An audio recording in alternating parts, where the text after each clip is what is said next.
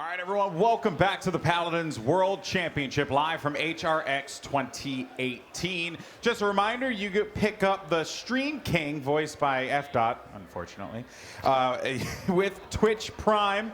Pretty easy stuff. Also, you get that pretty cool Battle Cat mount, which will be available January 11th on PC and January 18th on Xbox One and PlayStation 4. And then if you want to, I guess like deal with it, you could play Stream King as well. I joke because I'm going to play Stream King a lot. I'm actually mad at F. Because I got floss of some money in our friendly poker game. So that's why. I remember he won. He won, and I do not. Everyone was like him. very surprised. We actually both went out on the same hand at the very beginning. We were the first two, and he bought back in. I can't believe I didn't. And if I had, I could have been there with him. I can't believe it. It was a friendly competition, but unfriendly things were said. Anyway, welcome back, everyone. I'm Golden Boy, host here at the Alienware Analyst Desk, joined by Meta Pusher and the one and only Gore Miser as we get ready for our next matchup, our final best of 5 of the day. The good news is we actually have way more matches. We'll get to that in just a little bit. Let's actually take a look at the schedule real quick and see where we are presently, as China Dream and FNATIC went the distance. Game 5 saw FNATIC barely come out of that one. They were beaten, battered, and bruised. 3-2 scoreline there. Now it would be a rematch. As you see on the top there, match 3, they played a little earlier in this tournament. And G2 Esports, the North American stalwarts, got that victory 3-1 over the Europeans, sending them to the lower bracket in this situation. And now here we are, gentlemen, with a rematch on our hands. FNATIC, thirsty for blood. They want it. The sangre. Meta, do you think they got it? I'm excited, man. That set was absolutely crazy. The fans here were just going absolutely wild. And whenever an NA team is on the stage, it gets taken to another level. The support for China was out of this world. I'm expecting to see a lot for G2 as well. Gore, what about for you, man? This was just so great. And since then, FNATIC, first off, has been in all of our max length sets. So maybe taking it another distance for us as well. But also coming into this, they've had that experience against SSG. The losing experience, you still pick up something from G2, as well as a couple wins now under their belt. And with that match from China warming them up here, and a couple games to watch G2 play as well yesterday, they should be on top of things. I think this could be a different result. It's going to be a thrilling matchup, folks, and one you're definitely not going to want to miss. But first, let's actually reintroduce you guys to FNATIC. FNATIC. Bugzy. Gerrah. Fisheko. Cybate. Thiel.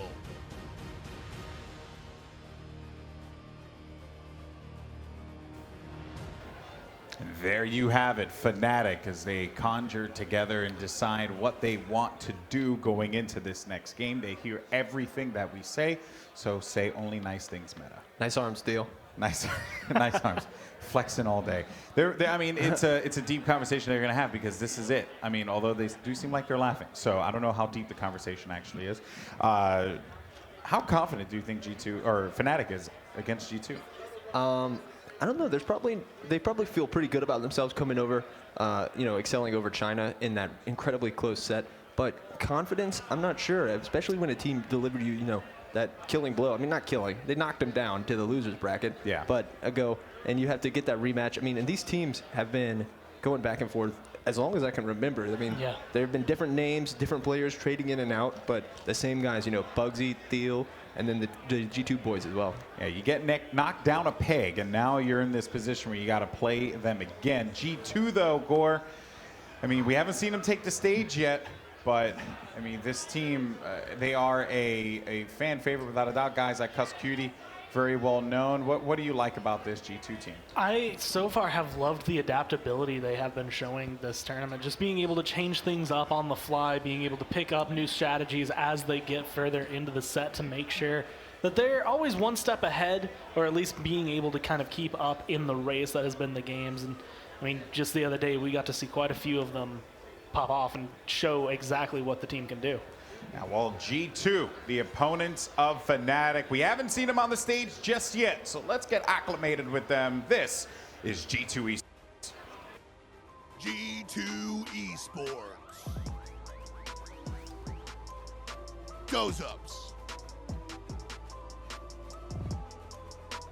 WarDoom. Evulli. Kusqt. iDropBodies.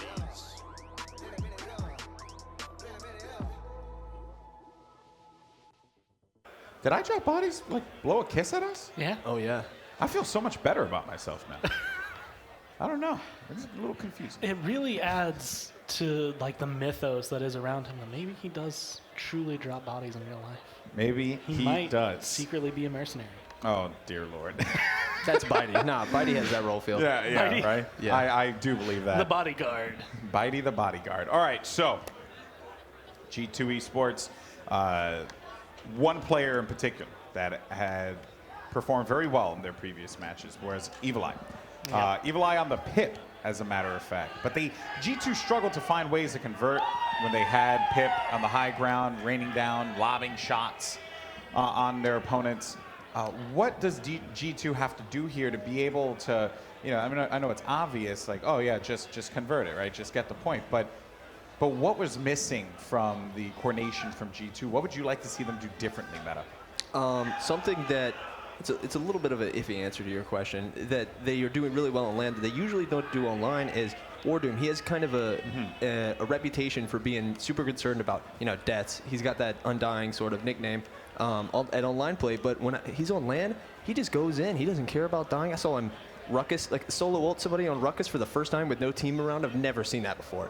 Just caution to the wind. Yeah, just throw you off because everybody expects that from WarDoom. They expect him to be playing for his KD, and then when he face shoves into you ready to die, it's just completely unexpected.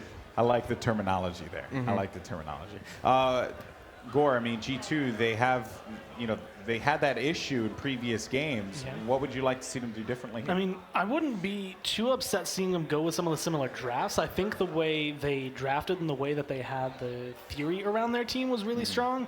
I think it's just comes down to performance in game and being able to make some of those fight or fly decisions, being able to decide right then and there, this is what we need to do. And a lot of that comes in the moment. You can get your head kind of distracted. We've seen a few times that they've given up some points by turning away. They've been focused on kills. They haven't been able to kind of collapse in. And at other times, they've been so focused on the objective, they've let people get a position around them. So it's just a lot of the more difficult decisions to make, keeping your head as focused as possible. And bear in mind, it's all about the decisions. And we start off with the bans, as a matter of fact. So both teams had to decide what they wanted to take out here. FNATIC's going to remove Fish Market. G2 Esports say bye-bye to Splitstone Quarry. What was that? Was that like a bottle? A G2 bottle? I think so. I'm not sure. Dude, But have you seen the scarves? Oh yeah, the scarves are amazing. I have, actually. I like actually those. just did a Rocket League event where G2 Esports won here in Atlanta, as a matter of fact. And yeah, they had these scarves that were like They're great. the greatest looking scarves. Yeah, I'm a big fan of those map bans. In the set we saw yesterday, G2 banned Splitstone, that maintained over to this set, and FNATIC banned Brightmarsh, but G2 picked Fish Market game 1 and beat them very, very handily. So I like the adaptation, but we're going to have to see if G2 decides to choose that Brightmarsh. But they're going to go with Serpent Beach first pick. This is an interesting one. We didn't see this at all in the last set. This is the one that Evulli was able to have that stellar performance. It was a Luminary Genos kind of buffing his shots as well. So depending on what they want to do here, they do have the practice, they do have that eligibility on Serpent Beach, but they also have kind of shown that strategy, and I'm wondering if that's something they want to go back to, if FNATIC are going to be able to handle that one because they've had to face it already, or if it's going to be maybe something a little bit different, just trying to keep things fresh so that FNATIC has to be on their toes to be able to get to the semifinals. Yeah, this is an interesting matchup for FNATIC following the China Dream. We saw Poppy with that Cassie pick so much, and G2 with doesupz, they pulled that out yesterday against Na'Vi quite a bit, so I wonder how comfortable FNATIC is going to be against that pick that they've seen so much already. Time to start the Champions Drafts, folks, as we have the last North American team in this competition, G2 Esports, going up against FNATIC, coming off of a grueling match in that China Dream game. But it's going to be G2 Esports first with the ban. Let's see what they go for. I'm excited. I expect probably the Bomb King, but they could look for it. I like the Bomb King ban here for G2 specifically because they like the other stuff, the Drogos, the Pip, but they're going to ban out the Ruckus. That's pretty good considering we saw how much FNATIC was putting Cybate on that Ruckus, and he was making just an absolutely huge impact. And the fact that that was pretty much the only time we've really seen Cybate kind of run this Ruckus, and he comes out that strong, and it immediately gets this kind of, we know what you can do with Ruckus. We don't want FNATIC to handle this in any way, any of the players that could possibly kind of pick him up. We just want to take that out from under you, so you don't have that comfort and that just back-end height advantage. I mean, Cyb is an amazing damage dealer, but the impact he was able to make on the Ruckus in those games was light years more than what I saw in the damage games this tournament, so I really like the ban. The Buck is picked first here. Lots of damage output with the Buck. Fernando, though, for FNATIC. Safe pick overall. It's kind of been Thiel's go-to, it seems like, this land. He's been playing it a ton, does a lot of work with that Immortal, keeping the rest of his teammates alive. And the Bomb King for Fisheko. This champion on this guy is absolutely insane. His Drogos and everything else is nothing to laugh at, but Bomb King, he's at another level.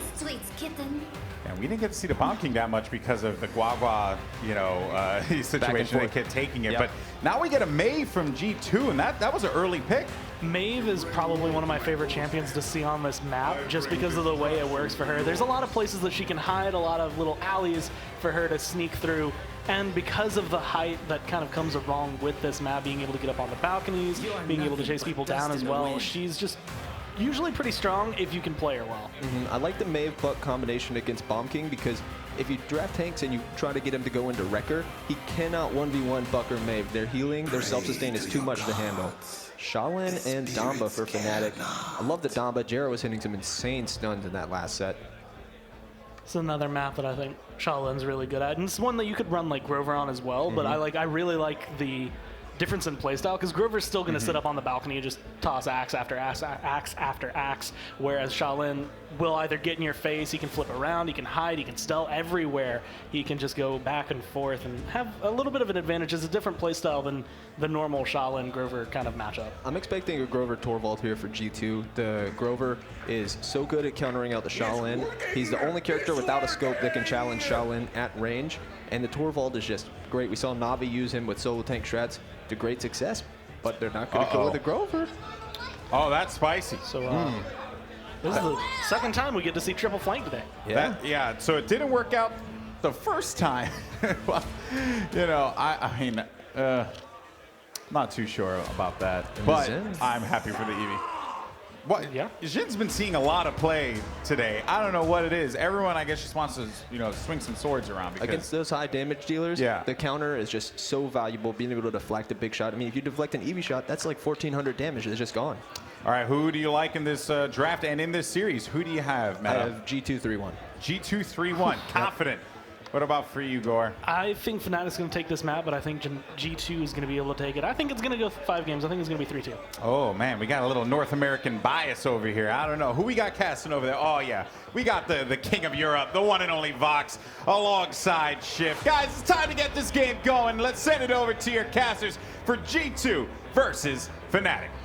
Well, the desk might be split, but, well, we're split for sure. I'm a sticky European. As Hi-Rez would like to say. You sure are. What's up, everybody? Welcome back. We have the rematch live for you. G2 going up against FNATIC.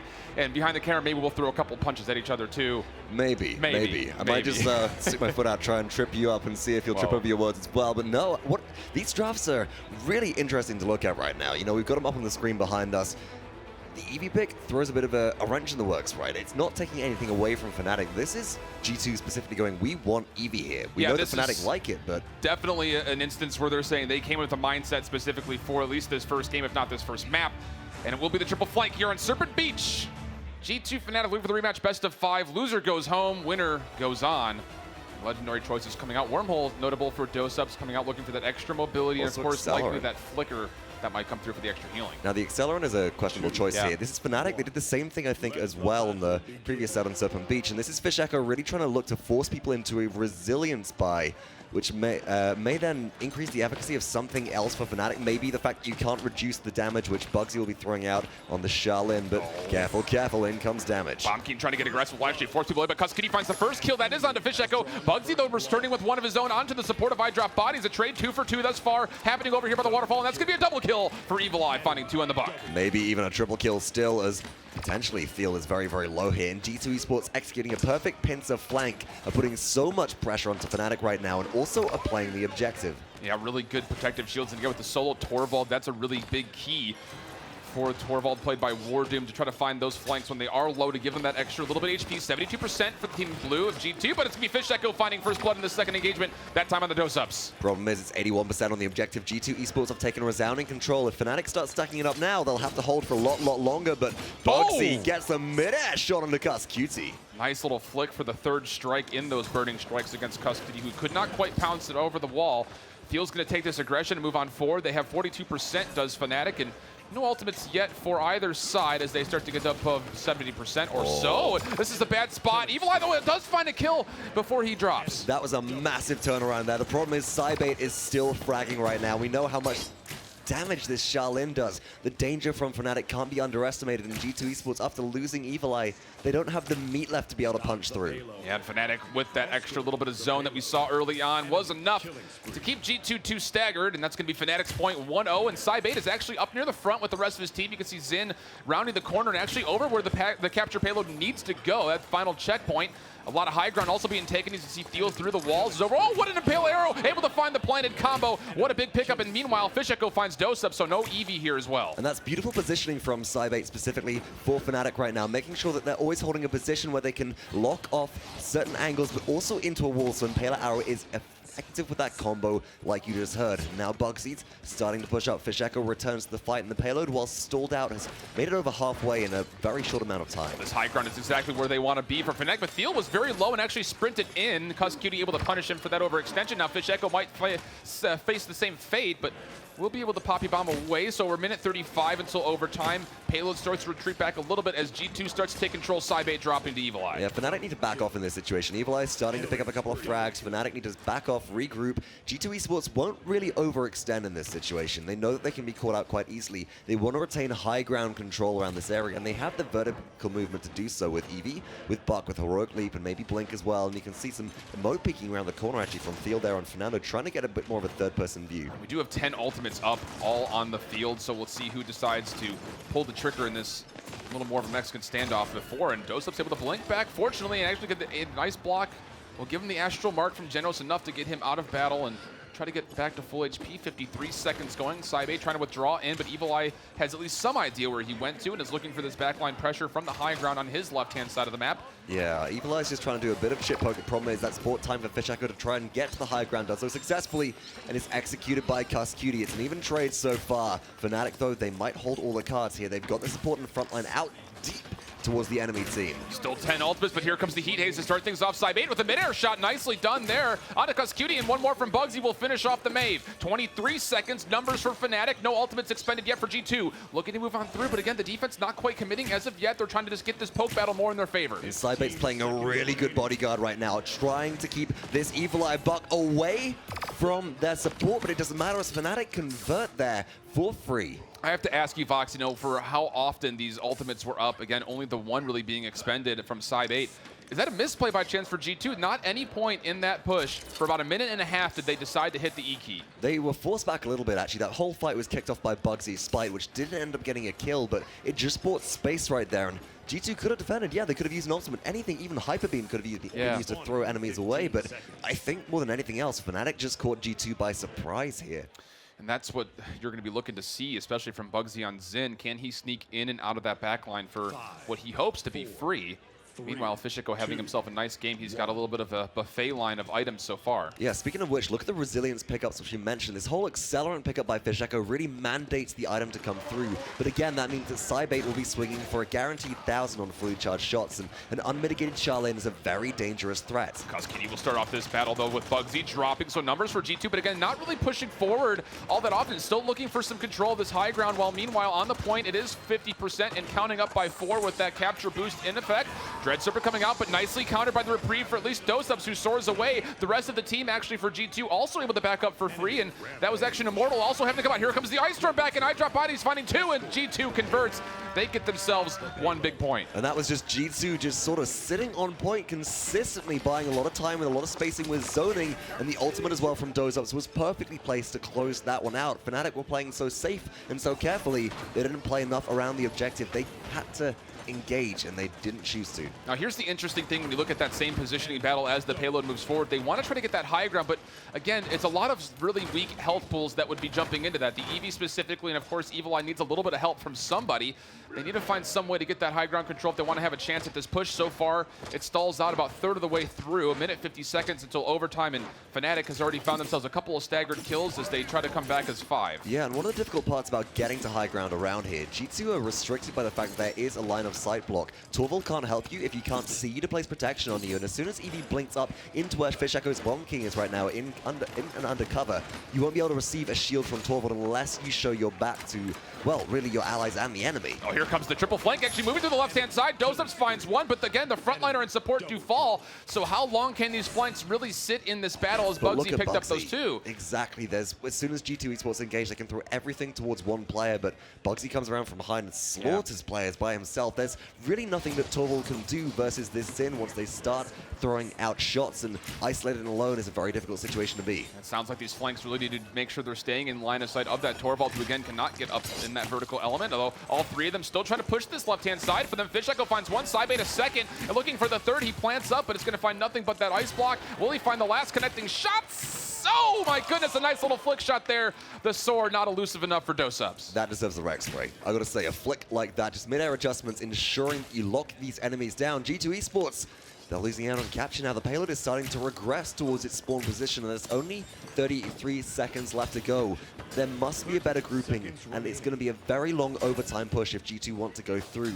At this point, I'd be more convinced that it would be better maybe for the Mave and the Eevee to try and just charge ultimates and conserve resources. But no, through time and space is used there for apparently nothing. Not really much. Trying to find some kind of misposition, but the Hyper Beam able to find Fisheko. That might start things off as WarDoom is still alive. Looking for shots in the back line onto bugzy, who is forced to billow his way out. Recharging back up now, looking for the blinded Fisheko, and or SciBait, pardon me, as FNATIC tries to get this defense online. But again, the kills are here. It's frontline and support down for FNATIC. Oh, Heat Haze used by SciBait in response. Reactive play coming through. One player left here, trying to hold on, trying to buy time with kills on defense. One shot onto Eevee, can't find the second. Evulli jumps in, and SciBait goes down. Fisheko needs to hold this one on. The payload has rounded the corner. We are in overtime. The King Bomb being stand up, looking for some backline pressure, but the Ice Storm's already here with the Dread Serpent. Can he find any targets? The Heroic Leap goes away, but he's able to find 3 stuns. He does drop away, but it's going to open the door for bugzy. He's going to roll right on through, looking for those burning strikes, and now throwing up the counter. Then the FNATIC is able to hold on, thanks to, again, that frontline pressure of Thiel. And it's the frontline pressure of Thiel combined with bugzy drawing fire towards the backline. You can see SciBait here, though. This was that mid-air adjustment. Really fast draw as well. There's so much drop on an arrow that's only dealing 347 damage. Now, King Bomb used by Fisheko on defense there. You saw how fast G2 got out of the stuns. That's really big. But then again, you see how much bugzy's hitting for. This is really important. You've got a lot of low health pool enemies on the side of G2 Esports, which FNATIC are trying to take down with direct damage specifically. If they all build into Haven, it's going to increase the number of shots to kill by SciBait right now. Now, without that, FNATIC are able to come out on top. The healing disparity here is also pretty notable, about 50k between the 2 of them. Well, there's a lot of self-sustain on G2 Yeah, Esports that's a side, big and point. a lot of low health pools as well. You're not playing this sort of, to coin a phrase from a Smite Adventure video I remember, tank and spank battle, where it's just a lot of damage and a lot of healing coming through. You're more playing around positioning and bits of chip poke occasionally. Oh, but this fight is breaking out. A lot of poke happening, but Fisheko finding 2 kills to start things off. Withdrawing through his SciBait. The Shaolin looking for another Impale Arrow. It connects, but not against the wall. Now planning up against the Torvald. He will drop away as Fisheko helps with the assist. FNATIC finds 4 kills in that exchange and 45% on the point. FNATIC as well, able to retain an ultimate. Oh, Spite from Zen, excuse me? Evulli gets to the high ground, jumps out of the way at that point, but FNATIC, 72% rising. Midnight comes through from Mave. Is this what G2 Esports need to find a way in? That's a really good pickup for Fisheko, able to keep his eyes on doesupz all the way through. Kusqt has not found much success here in the Mave, and once again drops bugzy, getting the better of all these flanks. Buck Wild also not enough to get this overtime back into the favor of G2 as FNATIC is able to clean up the last bit of kills through time and space. But, oh, that was a nice withdrawal shot from SciBait. it. They get themselves the double and the victory. Well played here from FNATIC. That was just clean and clinical towards the end there. FNATIC were in resounding control of the objective area at all times. A couple of early objective kills from Fisheko specifically, and then just really what seemed like a textbook snowball and a textbook stagger from that point onwards, and that's critical when it comes to holding. I think that FNATIC as well, losing the second objective, taking a defense, put them in a very favorable position there, up 3-1. Well, talk to me more about this, Vox. You know, the Torvald came out as a solo frontliner, and you have to figure with the triple flanks, the whole idea was to get that protection shield onto those flanks. But again, we saw when they were trying to push the payload, all three flanks were going around this long stretch of ground that had a bunch of walls in front of it. There's no line of sight for the Torvald to shield. And Torvald can maybe shield Genos, and that helps you maybe peel a little bit away from bugzy. But if somebody's raining down sticky bombs on you, chipping you all down low, it's an easy task for bugzy to go in and finish off. It seemed like G2 went over the plan, but it was a little more just uncoordinated than we might expect from a team of their caliber. Right. FNATIC learned it, they dismantled the draft, they dismantled the playstyle, and they executed theirs just at a level above what G2 were able to bring to the table. And you also mentioned earlier on that Xin, like other flanks like Buck, are just really good at dealing with these low HP pool flanks that they're facing up against, you know, pretty much 1-on-3 as you take a look at it from bugzy's perspective. He's, of course, the player of the game with an incredible performance again on this up-and-coming pick, the Xin. Although it happens late in the draft, it is having a lot of influence on these games, and not many people here at this tournament better than bugzy with the Warlord. Able to find one kill there, looking for another one as well. It's just the ability to finish champions off of these fast-moving, very large projectile shots that at times can almost feel like they chase enemies around corners, and this was just such a beautiful pincer between bugzy and Thiel there as well. And that's what you want to see. These were the things that were missing, I think, day one and day two of what we saw FNATIC was, can bugzy and Thiel actually meet up in the back line? You could tell Thiel playing aggressively, that's what he wanted to do. Bugsy's been doing a really good job with this Xin in particular. You see the stat line there, he only falls 4 times as a part of 19 total kills and, of course, 51 plus damage. So that's, again, what I think you need to see continually more out of. You know, you're going to have bugzy playing these kind of outside meta picks or top tier picks just to make sure he can find that last influence late in the draft. We've seen him do the Kinessa, we've seen him play the Xin, we've seen him play the Talus. That's what I think you're going to really need to continue to see if you're a FNATIC and a bugzy fan. Yeah, and it's these little picks that might be able to pick up specific kills in certain situations. Look at the scoreboard right here. There's not actually, for the length of game it was, a great difference between the two teams, with the exception of healing being the big one. Yeah. FNATIC over doubling the amount of healing output that G2 were able to achieve. And I do hate to say this to a degree, because I know that we have specifically seen iDropBodies play supports before, but there's a big difference when Kusqt's on a frag champion like the Maeve rather than something else. And we can't help but say it, but possibly also Z1 question mark? You know, we were talking off the air about how this G2 squad, when you talk about the difference between a Z1 and an iDropBodies, it kind of seems to be the case of who's hot, who's not. Right. And Bodies, you know, reading through his Twitter, he's, you know, not hot yesterday. Did not feel great about his performance. And so far, not the greatest start with him on the Genos as far as the healing numbers go. And again, not all his fault, of course. You talk about the ability to try to sustain a Torvald and everybody else is across the map. How much help can you really provide? So, interesting dynamic. You know, the desk was in favor of the G2 squad, but that game was essentially just totally comprised and controlled from FNATIC side of things. Yeah, and FNATIC, again, they seem to be on a completely different level today than they were yesterday. They've been able to come back on through, make some adjustments, which we saw very well demonstrated with China Dream, and executing their drafts on a different level. Yeah. I think that they've really taken the whole idea of tournament mid-adaptation really in their stride and are able to execute much, much better today. I'm looking forward to see what else they pull out in the terms of the draft. I'd like to see G2 go back to maybe a more familiar situation for them in works. Where's the Pip that we didn't see beforehand? We grabbed Eevee instead, but would Pockets and Stain have perhaps helped better? I certainly think so. That being said, though, you know, G2, as you mentioned, the Pip did actually pull it out onto Stone Keep. That was a 4-3 win for them last they met. But Pip has not had a very great win rate. You know, we talked about him a lot from the fall finals. He didn't even have a great win rate there when it came down to it. So as you take a look through the draft as far as maps go, it will be Frog Isle for map number 2. I don't anticipate seeing a Pip here, but I'm interested to see, again, what FNATIC is able to pull out. We saw bugzy go with that, after the Strix being picked, that really hot sniper battle, opting to go and find the Kinessa and really establish his dominance. And, you know, talking to him before the interview, he said he thinks that he, besides possibly Akate, is the best scope here, and will say to his team, just get me the Kinessa and we'll win. It's bold. Potentially the case. Bugzy has got a really real reputation for Kinessa. That was one of his flavor pick champions for a long, long time in Paladins, until, you know, maybe the Drogos took over or Grover really started to come out to the forefront of the scene as well. I'm excited to see the possibility of that. I do expect something a little bit more standard. I do expect the Grover instead, for example, maybe more Charlene, maybe even another Xin to come out on a map like this, going for more of the flank, hold, and control play. Bans will be interesting, though. This is where it really comes down to it from me, is like, we've seen Talus picked up quite a few times here. Ruckus was banned up on the previous set, but it's Frog Isle. Do you go back to banning Torvald? What do you take away? Do you leave Makoa open in this situation? We've seen them ban Torvald before, and you know the other interesting thing is these teams, more than just about anybody else here, are fine with letting the buck go.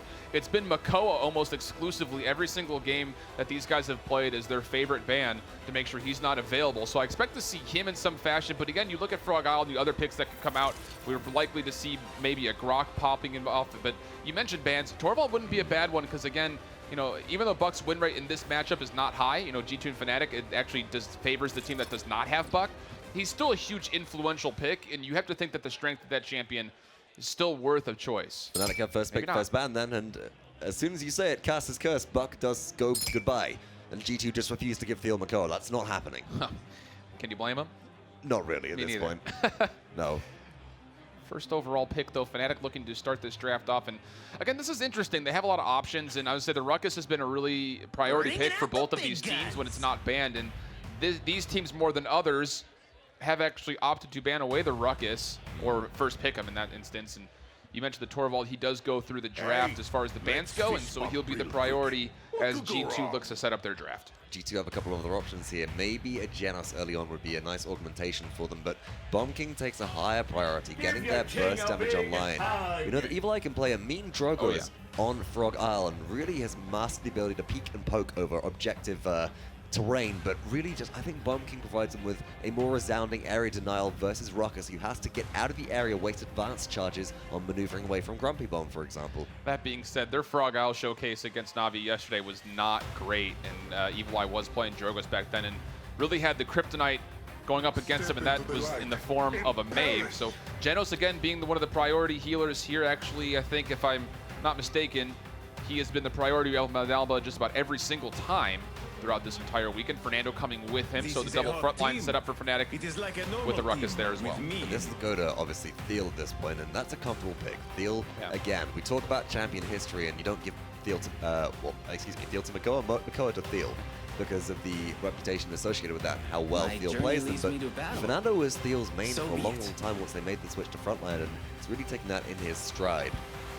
Looking for a stride of their own, the Shaolin. Again, we talk about how often the North American teams have been really starting to get known for their big Shaolin plays. Of course, Cybe 8 has also mimicked that same conversation over from the side of FNATIC, so he won't get a chance here as G2 picks up Shaolin with Maldamba, leaving their last selection up into the air. And again, this is the interesting thing as you look at what that could potentially be for G2. We've seen Solo Torvald on a lot of different instances, of course not working out in their favor last game, but different map, different game, anything could change. I do like the fact that we are seeing, you know, the last pick left open, though. I think that's important considering that FNATIC in their previous set were able to pull out a Kinessa, and a Kinessa is being hovered right now, which would prompt G2 probably to draft into a flanker later on, but that means that they've got a solo Torvald. They've got a weaker objective fighter for FNATIC, maybe strip away Eevee as well. Wow, this is dangerous. This forces G2 maybe into a Mave or something. It's bold. It's really bold, and I think that really goes to show that how confident FNATIC is feeling in their damage dealers. You're having the ability to play and flex onto flanks, damages, burst, direct damage. Doesn't seem to make a difference. All that matters is the fact that they know what they want to do, and that's aggression. And this is the interesting. You said maybe possibly forcing them into a flank, but they're going to opt for that little bit of an off support. It was double sniper at this point as well. Exactly. You've got the Shaolin long distance damage. You've got the Grover long distance damage. If Kinessa takes one from each, she's either dead or hiding, and that's very, very important here. But it's actually a Grok which that swapped to at the last second, so valuing what really Grok brings to Frog Isle more than the Grover, trusting in Shaolin maybe to go for more of a flank and seeing if they can push the Grok up towards the Kinessa using shock pulses to displace her rather than direct damage. And I think that's probably the goal. You figure it's going to be Maelstrom here. If Grok, his hope is that he can throw out one of those shock pulses and it'll eventually bounce to Kinessa to try to get her to displace a little bit. That has to be the goal. Shaolin will, of course, take any shots he can afford to, but the big battle here for G2 is can they control that statue side of the map, that low ground, and can they get themselves established on point first? You know, you mentioned Maelstrom. I do like the idea of Totemic Ward here specifically. Look at FNATIC's composition.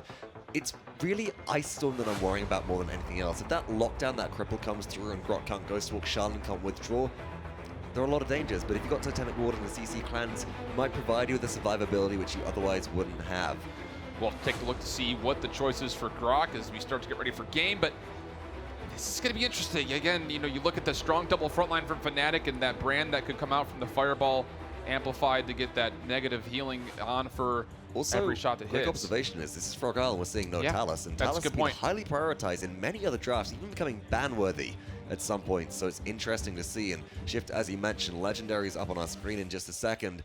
bugzy going for the Eagle Eye again, which I personally just love. The ability to delete somebody like doesupz is important, but Kusqt going for the Totemic Ward after all. Yeah, it looks like it will be the case. So looking for that extra healing and sustain onto point, trying to give Torvald as much help as he possibly can, unless there's a last-second cheeky change. But regardless, FNATIC up one map. Here we go, map number 2, Frog Isle. G2 looking to come back.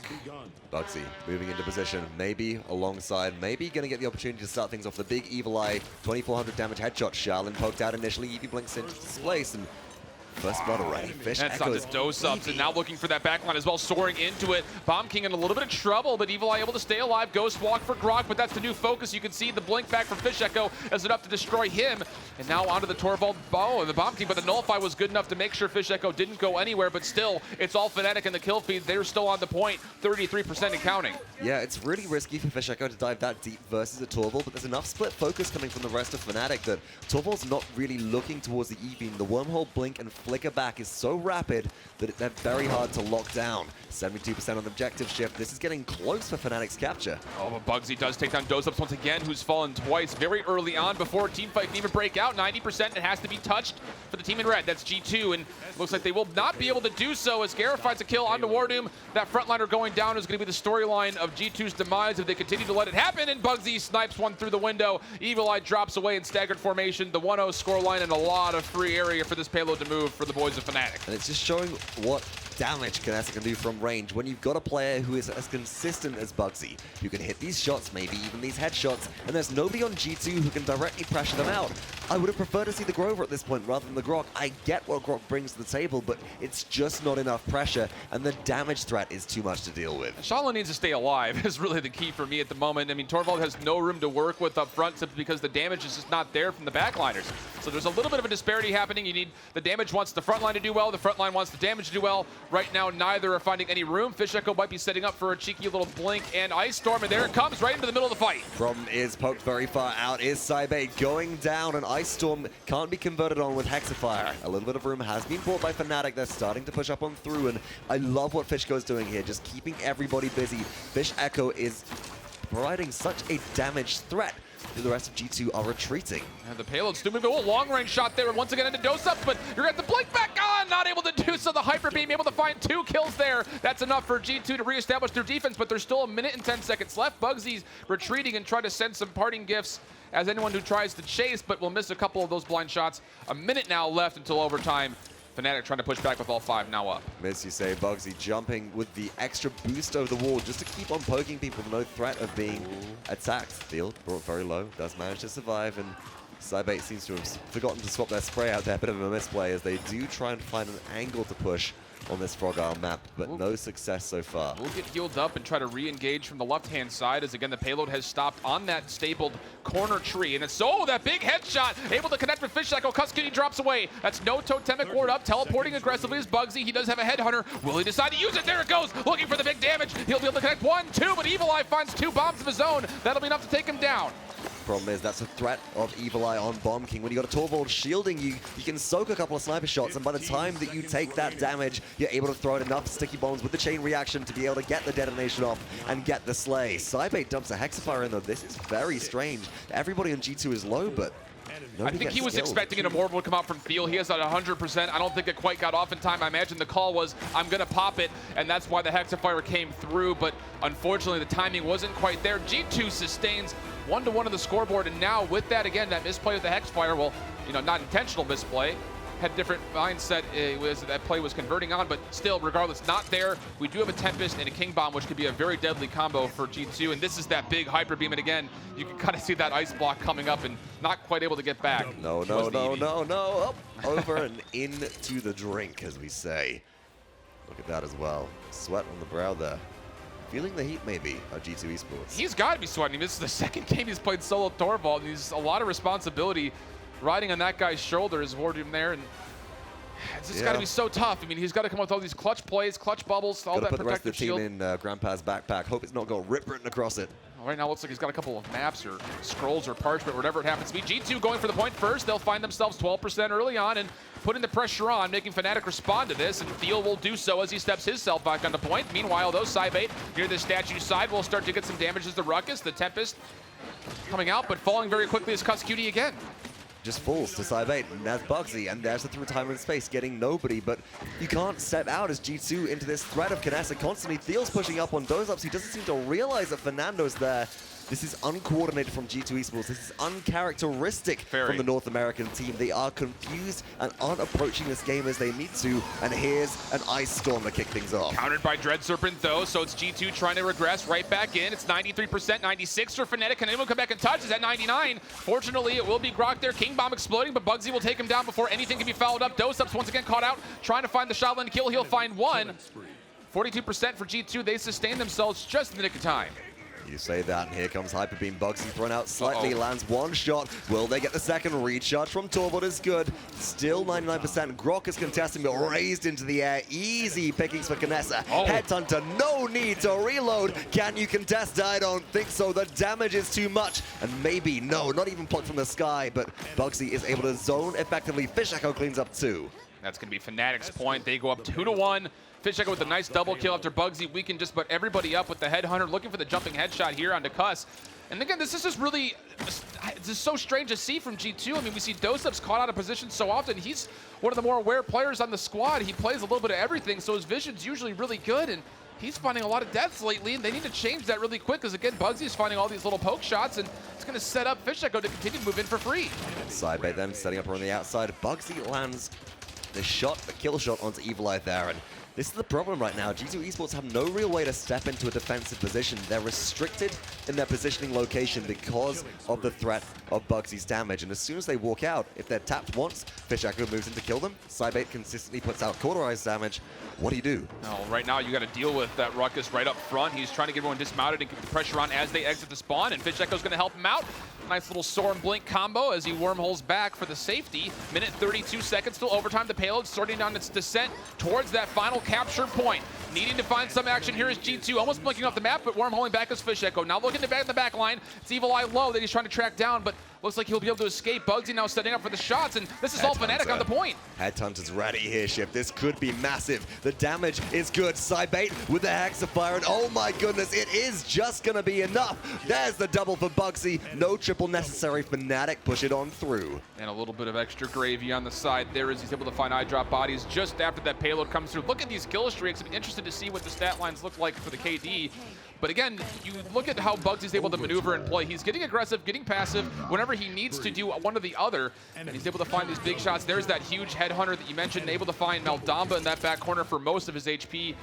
The target prioritization is just so good when he's got the scopes up. It certainly is, and gonna be honest with you there, Shift, I feel like that Headhunter was more the, this is my fast reload button. Of course, for those of you watching at home who don't really play or see Knessa a great deal, you don't need to reload whilst you have Headhunter active. You have unlimited ammo, and Shift, there are the KDs what you're talking about. 8 deaths for Kus, Evulli, and doesupz. The 3 big impact players that need to be there. Their damage is bugzy as well. Yeah, and that's the other key is that bugzy's again 12, 1, and 8. Not missing that, missing the mid-air there, and looking for this right-hand side. Fisheko's got a little bit of an angle. Dread Serpent though on the center point, and that's going to be Headhunter. That's another kill there. Looking for the shots onto this stealthed up and heat hazed Shaolin, but it's actually been a successful flight because Kusqt was able to find him. Yeah, and that was just bugzy sitting there trying to free fire, looking for doesupz, and doesupz is in heat haze invisible, gets a triple kill, and Grok activating Tempest will top everybody up from G2 on the objective. Capture boost is in effect. 42% and rising very quickly. FNATIC need to find a way to hold on. And that's a big stagger onto Fisheko. Evulli able to take him down on their side of the map at the back line. 74%, 4% per tick with the capture boost in hand. 89%, and Thiel's good to touch, but he does get stunned out, and the shield has to be coming out. Where's the rest of his team? Will he just get melted down? The answer is melted down. 99%. Knessa dropping away. G2 now with a lot of momentum coming through. Overtime ticks through, and G2 get capture. That will tick And G2, they're now 2-3. They're down 1 point with a chance to equalize here. What do they have in the tank? And I'm looking at the Hyper Beam specifically. We saw a very, very good defensive one previously. I'm wondering if the same thing can be used on offense. He needs to not fall right here. Unfortunately, he gets himself a protective shield. Fireball right back into his face, but he is getting healed up, but also burning at similar rates, so he will pop you bomb back. He needs to get that ultimate charge as much as he possibly can. Fisheko, knowing that they have numbers, will start to blink in and open the door for a potential push. Thiel will follow up, find 1 kill of his own, and now it's G2 on the retreat as that payload stalls out right around the corner from where it started. Yeah, 1 minute 52 on the clock right now, but the payload got around 30 seconds of free push, and that's very valuable on a snowball and sort of flip-flop centric map like Frog Isle. If G2 Esports can find another way in, it would be big, but hello, Eagle Eye, that's the delete button. Oh my goodness, with the jumping headshot, 2400 no damage. scopes. bugzy looking really solid on this Knessa. Now Fisheko trying to do some magic of his own onto Bomb King, but the rest of the team for G2 will come back and help him out as he retreats back, but it wasn't enough. Fisheko's jumping in, and he will actually be caught out a little bit as he wormholes back into danger. Kusqt staring him down while he's in that ice block, and he will actually get taken down as he was about to fall to the environment anyways. Would have been a very, very cheeky kill if Fish had been able to reprioritize straight through, and hello, bugzy is starting to find their angle. 2400 damage to the face. WarDoom, goodbye. Oh, and doesupz, again, just confused. He withdrew into that situation. He didn't have much HP. He probably saw bugzy low and wanted that kill, but now Doe and Kus, the big names of this roster, falling in staggered formation. It's not going to bode well for G2, and that's an interesting setup from Evulli. He actually throws bombs right at his feet, knowing that Fisheko is going to blink right on top of him. Kind of makes Fisheko think twice, potentially, of going back into the King again. Yeah, you've got to be very respectful of the fact that Bomb King can lay these traps for you, and Wormhole is one of the more predictable legendaries for EV for you to be able to set up these kills on. Big kill on the bugzy though. G2 Esports have the opportunity to move in. They can look for an opening here. They will engage. Evulli finds 2 in a row. Can they get a third? 1, 2, 3 sticks, make that 4 straight. Not able to get the engage. There it is, Evulli with a big staggered kill. It's 11 seconds of death time, and it's just Knessa and EV back. They do have ultimates available as we approach that 10-second mark, but G2 has some of their own. The traps are being laid. Can Evulli find one out? They're actually going to take down those bombs beforehand, but not before bugzy takes 1 big stick to the face. Evulli's got little health left. Here's the hyper beam from Torvald, the cheeky play that we wanted, but going into contest. bugzy slays doesupz. Cybate is back online, looking for 1. Can they find a second? Does it even matter? There's no one here to touch at the overtime, and that's going to be FNATIC with those big picks coming out of spawn, able to keep themselves in it. 3-2s, the score is still favoring the boys in blue. And again, you mentioned the hyper beam came out. That was the only thing to come out. FNATIC rocking 5 ults, and for all intents and purposes, G2 rocking 4. Looking at this replay again, this is bugzy sensing opportunity. 2400 damage from Eagle Eye. But wait, later. There's the jumping headshot. Oh my goodness. That's just disgusting. I've got feel nothing good. else, but that is disgusting from that. And gets a slight elevation as well, making it a little easier to hit that headshot because you've got more of an angle around the head hitbox.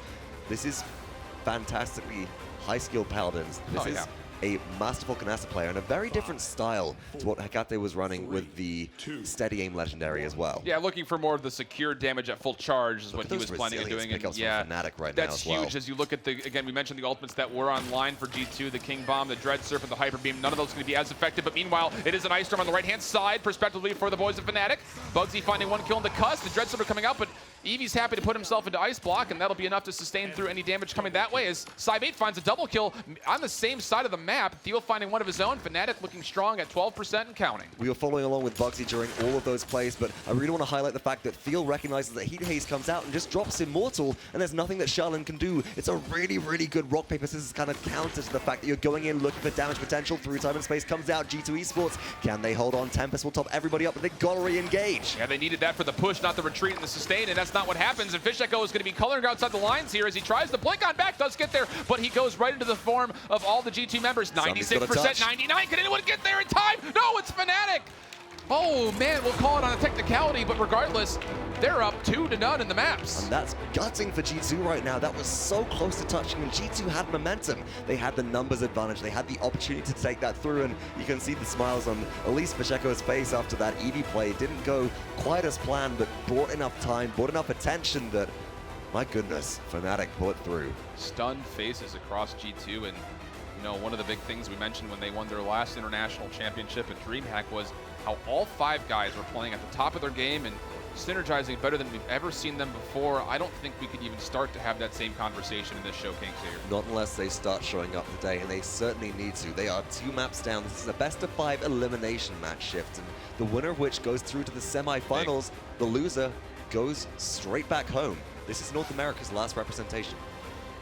That's got to be really stressful for the boys of G2. They have so much pride for their region, and especially when it comes up against playing the Europeans, they really, really want it more than just about anybody else out there. And being one of the sole representatives of North America is just a lot of pressure. You see these guys talking, time and time again, to other players on their Twitters and all their social media, and you continue to see how much weight really rides with them. They feel obligated to represent North America at the highest level, and we're just not seeing it today so far. And there is such a big drive as well from everybody in FNATIC to try and fight back through. I mean, yeah, you've got players, 3 returning from the finals, with the sort of exception of bugzy, I guess, because District 69, he was absent last year. But from the Paladins Invitational, 2 players who are competing there. bugzy as well, who didn't get the opportunity to last year, really sort of vying for the chance to get in and prove their worth, say, no, actually, we're a team that deserves to be on that stage right at the end. And nobody better, I think, than one of the more veteran players to have that mindset in bugzy and Gerrah as well, and Thiel and all those guys that were there at one point in time. And now these more up-and-coming guys, Cybate, Fisheko, the newest additions to what we would consider the top of the Paladin spectrum competitively, looking for their first chance at, again, getting this championship, what can be so elusive. It's tough. And when you get to this level, it's not easy to do, and G2, I think, is feeling that more so than FNATIC is today. And you have to question, do these players have the mental fortitude to keep on going? FNATIC have just taken a very, very long set versus China Dream, and now they've got to do the same thing versus G2, and they are keeping their momentum up. They're keeping the morale up high, and look at the stats from the previous game. The kill difference, not very, very huge. The damage, not a huge difference there. Shielding is pretty big. The assist, though, yeah, that's where the disparity starts to come in, and that's just participation at this point. Yeah, when you have more assists difference between FNATIC and G2 than G2 has total killing blows, I think that goes to show, again, just how well this team has adapted as a full 5-man roster to start to make sure they're helping each other. It's not just, all right, one guy has an idea, but nobody's following up on it.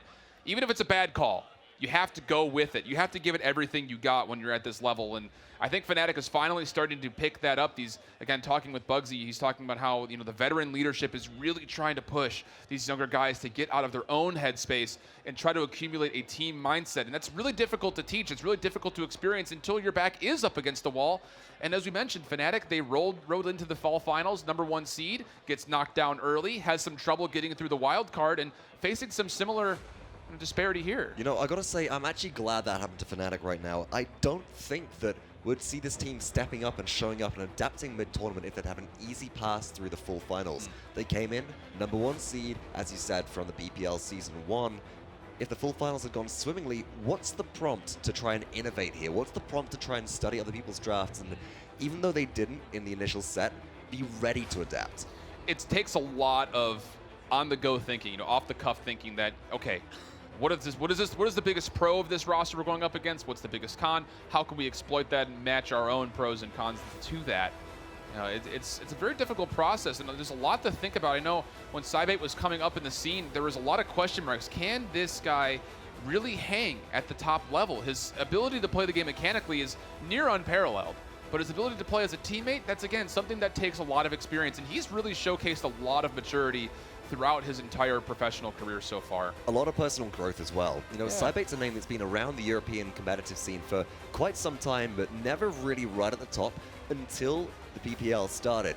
They've been noticed certainly for a long time, and again, as you said, demonstrated great mechanical play, and really it's the consistent improvement between them and especially Fisheko as well that's been fantastic to watch across community tournaments as they've just grown better and better and learn each week. And that's the funny thing, they didn't start off necessarily great. They didn't start off winning. These are players that have gone in and they've just, at times, they've sucked and hard. Really, really just come crashing and burning down time and time again, but they've learned, they've adapted, and whilst they are young players, specifically these two, very, very young, and some of the least experienced in terms of what they are used to with LAN stages in this setting. They've developed resilience over time from their online play, and their commitment is certainly something to not be underestimated. Now looking back over to G2 as we see map 3 will go the way of Brightmarsh.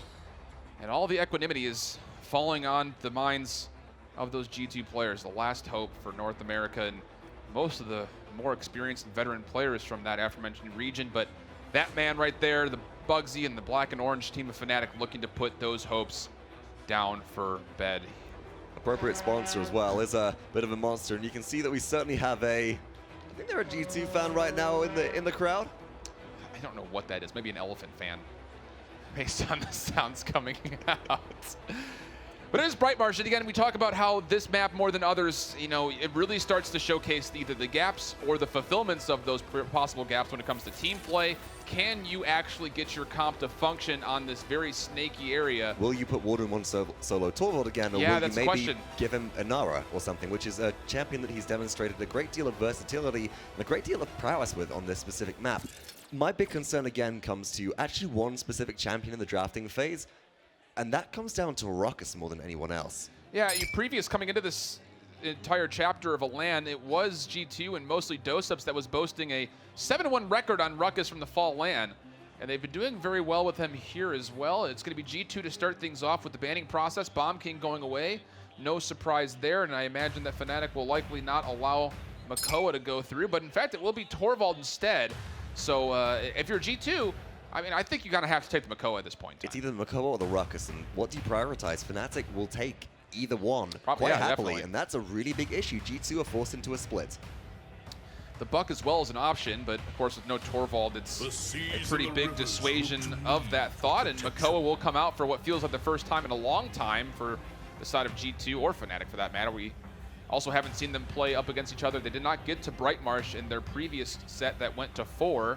That was, if you missed it, a 3-1 favor towards G2's side, but they need to find a way to come back into this one. FNATIC looking to respond, and there's that Ruckus you mentioned, Vox. It's just been so pivotal. Keep talking while you I wouldn't be surprised if you saw a Janos picked up at this time. The issue that I think FNATIC have right now, you'd expect, okay, sure, let's take Buck Ruckus. It's open, it's ready, and it's available. The only issue that you have is that, hey, there's Makoa on the enemy team now who will pull you out of the air if you're not careful. And all of a sudden, this Buck pick, which has dominated the first pick for a long time in many different sets throughout the Paladins World Championship, loses efficacy just due to that displacement ability. I do like the Fernando draft, though. I do too, mostly again because the Fireball has just been such an impact on the early game specifically. Genos coming out, and this is, again, we've seen G2 use this combo before, and them more than more other teams out here are really good at making sure they can communicate and convert that Void Grip lift from Genos and the Dredge Anchor pull immediately after from Makoa. It's just a lot of crowd control. It's really hard to mitigate. Talus also coming in. We've talked about Antediluvian, that combos. overdrive, essentially free Cauterize 3 coming into play here. As well, you can't really not state it, I think. We've seen it a few times so far this tournament, very good at locking down snipers, maybe even very good at locking down Buck if there's enough follow-up as well afterwards. Talus's true power, channeled in, if you have a good line of sight through time and space from Janos, is 2400 damage plus a 600 from true power plus a 600 from a very rapid blitz upper as well, and that's a concerning amount of damage which will evaporate most champions on FNATIC's otherwise very bulky lineup at this point, with Maldama being a very tanky healer. Yeah, very much so, and his flip-flop that, he's also very good at keeping tanky tanks in the fight. There's so much sustain coming through as it looks like an Inara will come out and, looking back and seeing G2 talk through this draft, WarDoom has been communicating a lot more than we normally see him, and I think that's a lot of him saying, guys, I cannot continue to do this solo Torvald. I need help up front, and he's going to find a lot of it here as Grok will also join the party on the point. This is an interesting draft from G2. They've got a lot of point presence. Do they have enough damage, though? There's setup potential from Makoa, but I'm expecting that to be probably a Leviathan Makoa. That's what we're used to seeing at this point, and if without that pluck bonus damage, you're relying on Talus to really finish targets off. You're relying on great tracking out of Grok. And in the face of what we've got now with the Drogolas coming in, the damage potential of FNATIC being pretty extreme with Buck often topping damage charts. Ruckus, especially with Cybate's previous performance being, quite frankly, ridiculous. What do you do here? And on this map, too, where Ruckus does have those little walls that he can boost himself over, and it just kind of brings a surprise factor. So you're going to find that little jump not only from Buck and the heroic leap potential in the Buck backline, but Ruckus as well can find these cheeky angles to come where you least expect him. G2, though, backs up against the wall. Can they show the same resilience that FNATIC has so far in this tournament, or will they go home? Time will tell here on Brightmarsh. Got a bigger question for you right now. Fisheko or bugzy on Buck? And Fisheko and bugzy, or bugzy on Drogoz. Go either way. I'm going to probably say it's probably going to be Fisheko on Drogoz. Recent history has shown that that's been the go-to, and bugzy has mentioned that he loves to play these big picks that can really swing a game. You know, still showing that heart of a champion, or looking to possibly make that heart come to life here in this tournament. Game 3, do or die for G2 Esports.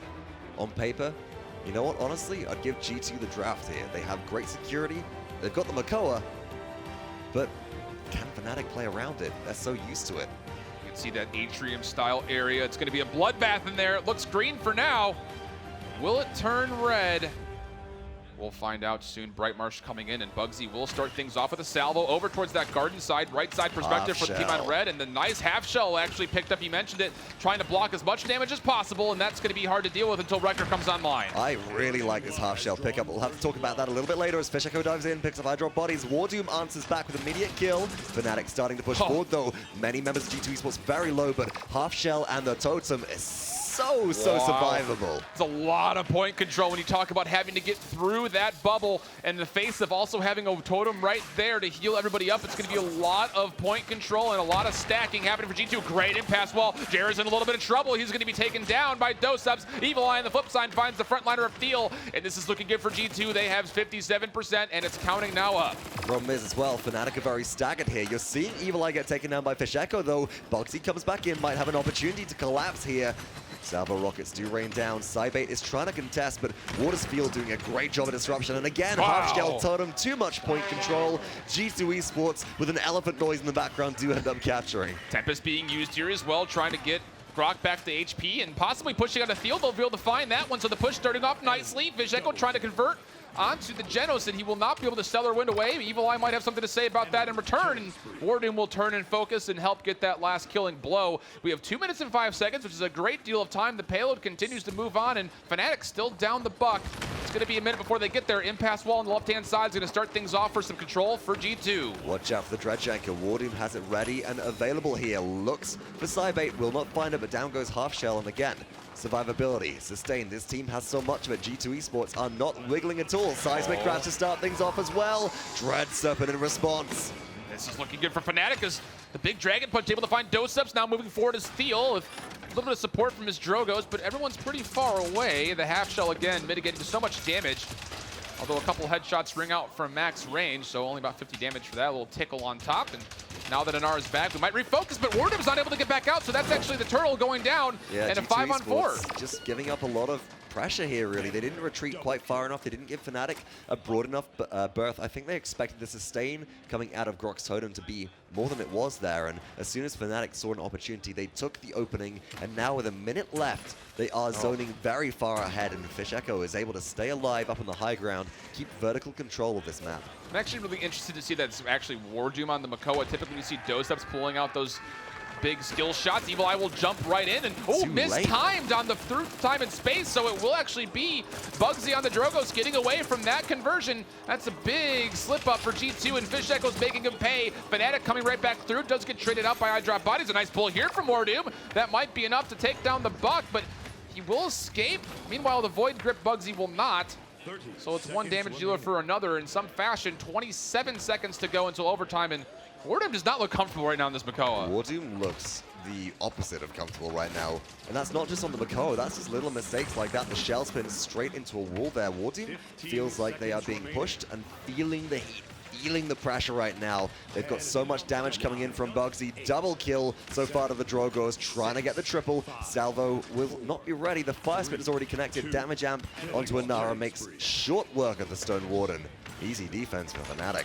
And again, we so often see when it is a Makoa with any other frontliner, usually it's doesupz on that Makoa. And as you mentioned, there's been a lot of missed hooks coming out from WarDoom, and that Dredge Anchor has not found itself, you know, getting home as of yet. Meanwhile, Kusqt on the Grok has been doing rather well to make sure his teammates are staying survivable and also dealing some damage of his own. That beautiful man right there on screen, but things not looking so pretty at the moment for G2. A lot of missed opportunities and a couple of misplays thus far here on what is their last legs. Yeah, the real issue that I've got right now is that the longer this game goes, the more that Cauterize gets online, the more that FNATIC's lineup starts to come out on top and G2 Esports starts to lose efficacy. Especially considering that Thiel's already sitting on a bulldozer too. This Fernando is going to dive straight in, sit on your totem, and, well, eat it for breakfast. Yeah, the record too also for bugzy trying to take care of that half shell. It's going to be less and less impactful the longer this game goes on, which G2 needs to find a way to make sure they establish their dominance. So there's a nice pull. That one onto Thiel, but he's able to put up a shield of his own. Evulli, though, from above, is able to get right back through and find that kill. And now the Dragon's Punch trying to come out to even things up to a 4-on-4. Nice impasse. Well, we'll be able to slide through as bugzy. So he does trade out one for his life. Hexafire in the background as well, coming out for FNATIC, but it doesn't find much. Tempest trying to come through, but it will be canceled away thanks to Fisheko's shotgun. WarDoom just has to run at this point, and FNATIC is sitting on ultimate still in the tank. You haven't got that true power combo to break back in. Through time and space, goes out, goes down, and FNATIC is zoning very, very well. Evulli forced a rune of travel here, in a lot of trouble. G2 Esports. This looks like they're choking. Does anybody know? Please, the Heimlich maneuver. And he's not going anywhere, though Kusqt able to take down Fisheko in the big buck wild. Nice stun from Gerrah, and he's going to be able to find the Inara with one more venomous spit. Looking for another stun here, but Totem does come down, so it's Kusqt contesting for now. It's 93% for FNATIC, 33 and now counting at least marginally for G2, but they can't stay on point. They need to find a way to touch to get the overtime. Oh no, and just walking in there, the Stellar Wind. Did you see that from iDropBodies? Actually takes him in front of the fireball, lands double damage on the Kusqt, and bugzy cleans him up for free. This is looking good as FNATIC does convert that 1-2 on the scoreboard. And are also falling low, and bugzy's trying to find the long-range shot through the windows.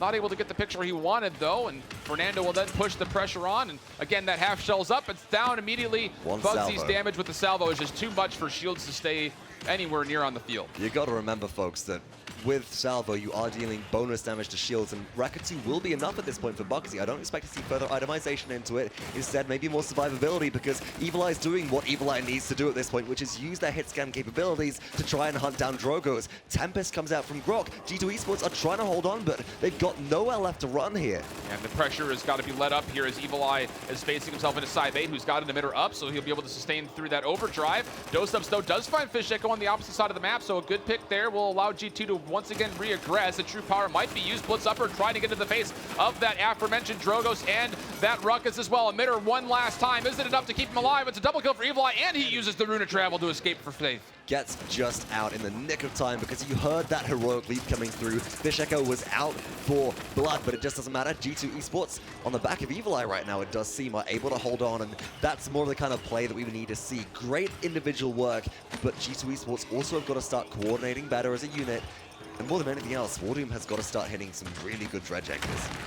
Pass wall will try to keep this pressure from the left-hand side of FNATIC down, and will be enough. A nice pull there, and Thiel will actually force him into the Immortal. So now an opportunity possibly for GT to move through space and time. Not able to actually use the right timing. So opportunity as bugzy finds two. Evulli still in here looking for more. He finds two of his own. WarDoom with one as well. 45 seconds till overtime, and that fight will go in favor of G2. Like I said, what a seismic crash right there as well. That was the lockdown, which was really necessary from G2 Esports, because you've got the Dread Serpent response, which provides discord and lack of coordination. Wow. Massive pull as well, and I said that WarDoom's got to start hitting hooks. Shift, that was on point. The comfortability is starting to get there, but it needs to be at its maximum level if possible. Side 8 now a little bit caught out, but it is Gerrah right there with him. The Meldama trying to keep him healthy. Now it's going to be bugzy and Thiel on the right-hand side. Nice pull again from WarDoom, but the damage is just too much from bugzy. He takes him down. doesupz always falling low. bugzy finds 3 straight. It's just Genos left alive on the point. He's not going to be able to contest. Just trying to stall out as long as he can for his team to respawn.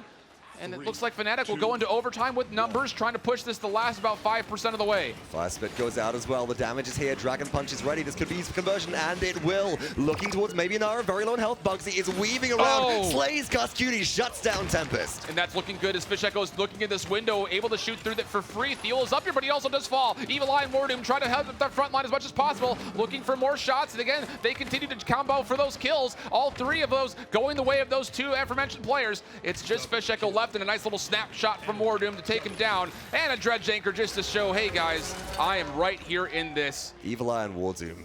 This last round helped out so much, but let's talk about this play right here. bugzy gets pulled in, Fusillade bonus damage just deletes WarDoom, but look at bugzy's health. Look at the masterful healing coming through from Gerrah. This is something which is so often going unseen on teams, but the support, the backbone right now for FNATIC is doing such a good job at keeping them in fantastic contention. And a lot of people wouldn't use thrust there because you're indoors, but bugzy knows more than just about anybody that all these layouts of the maps, knows that he's got enough room to escape out of cauterize and get out of the line of sight. Exactly. So here we are. 5 seconds left, 2-2 on the scoreboard. Ultimates are pretty much not even existent for the side of FNATIC. Meanwhile, about 3 of them ready to go. Damage dealt chart very vastly favoring FNATIC here, though WarDoom is in third with 70k as his own. Ancient Rage is the big one here for me. If G2 Esports can use this well to hold on, it's huge. Round from behind, Dredge comes through. Oh no, Thiel's caught out and gets deleted. That's a really big pick early on. True Power now being used, knowing that there's no big frontliner there. We'll try to find out Fisheko, but not able to do so as he bulks up, and Evulli, seeing that health pool, thinks the better of trying to engage, will refocus back onto the point. Dropping the rune of travel, looking for something on the left-hand side. Fisheko, though, is in a very dangerous spot, looking for that backline pressure. He's snuck in behind, and WarDoom's going to have to keep aware of that. Impasse wall for Inara as she sits on point, and there is Fisheko coming back into the fight. They're getting fragged out by Janos extremely quickly. Evulli has caught them too, and Talus rips them to shreds. 54% for G2 Esports. bugzy tries to find a way through time and space. Does not connect from iDropBodies. Fire Spit from behind. Dragon Punch is ready, looking to connect onto somebody. Slays the Inara. That's a big pick. I don't think it's worth, though. The rest of his team had already fallen from behind him, so he only trades out his life, and that still provides numbers for G2. But here's Fisheko trying to jump back in. It's iDropBodies with the Void Grip. Buck Wild coming out will be enough to finish off, looking for more damage onto the frontliners. That's a big double kill as Evulli falls away. WarDoom will eventually punish him. 99% for G2, but Gerrah's here to try to contest, and the Dread Serpent won't be able to peel. That's huge. Down goes Gore. Gerrah tries to stay alive. He gets fracked out by WarDoom. Thiel is back in. Shield up. Immortal is here. It's going to be a clutch moment to activate it, but he manages to get it off. doesupz goes down. WarDoom slays bugzy. iDropBodies respawns, though, and that's enough for G2. Just really big plays from the people that you would least expect it when it comes to duking it out on the point. That time through, it was, again, Fisheko getting 2 kills, but WarDoom able to come right back into it and stay alive for a long period of time. Now Evulli getting aggressive, getting the overdrive right into the face of Fernando, and also a blitz upper just to push him back as he hits that rune of travel. And this push is moving well so far for G2. It's about a third of the way through, inching closer and closer to the halfway point, but this is where FNATIC's defense is about to start setting off. I really do like the fact that Evulli is pressuring Thiel out a lot, though. Evulli's gone into heavy Wrecker investment, and that's a long cooldown for Thiel's shield. If it goes down, he's running Scorch as a legendary. Evulli is stripping resources away from FNATIC right now, which are used to protect the team and keep people alive, and this is a really good look for G2 if they can just group up and push them together, but they're starting to lose members. FNATIC are finding momentum, and they're about to start getting more picks if maybe Fisheko can find the Inara, but no mistake. Big Tempest right here. Good call from Kusqt saying, let's go, Big boys. hook. And a nice hook as well onto the Ruckus, who's getting a lot of trouble now. And Inara's on the flip-hand side. That's going to be Thiel dropping away. Will they also find one more? It's, oh, the Ruckus does fall. Cybate drops. And this is all 5 members from G2. It's a 5-on-3 on the point. bugzy falling low. He also drops away. doesupz gets the kill there, secures it with the Stone Warden's Stone Spear, and now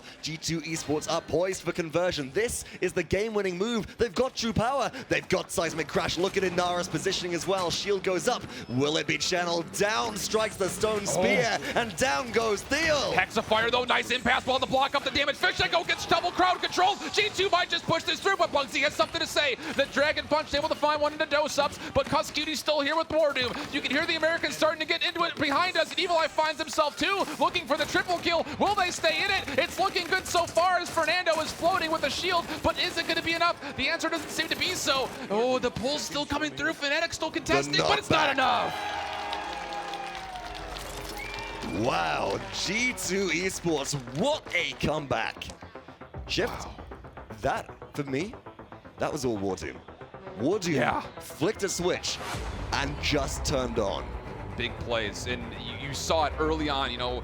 If you get a chance to go back and watch that body, I think if you watch it just from WarDoom's perspective, you could see, again, the shell spin was a true indicator of that. He missed a lot of hooks early, but don't give WarDoom too much time to get the big old turtle back. The Ancient, one of his old familiar picks, and he's looking solid so far. That Mako pick's going to be spicy if it continues to go through. Honestly, looking more like a rock than a Nara at this point, and such a dangerous pick to be let through. I don't expect that to be available in the draft at all from this point onwards. After G2 took full control of that game, were able to swing momentum in their favor and got some very, very important picks on the way through, specifically with great pressure on Fernando from Evulli. And that's going to be the key. Again, we saw early on in FNATIC's tournament life that this Fernando and really Thiel in general, he has this mindset of, I want to get forward, I want to get aggressive, but sometimes his team just isn't there. If you catch him starting to lean towards that mentality, but you also pull him out, that's going to make it even harder for FNATIC to help him out. And that's what we're seeing so far is, again, these little moments up front that are really the battle in the trenches that are deciding some of these matches. And it's very exciting to think about because now G2 have found their footing for what feels like the first time today, and now they've got momentum on their side. We do, of course, go next to FNATIC's map choice, and they have the choice of first pick, first ban, but other than that, G2 have the opportunity to really play more of their game. Momentum starting to swing. We'll take a little break for our players as we do have the best of 5. Desk, what do you guys think? Wow.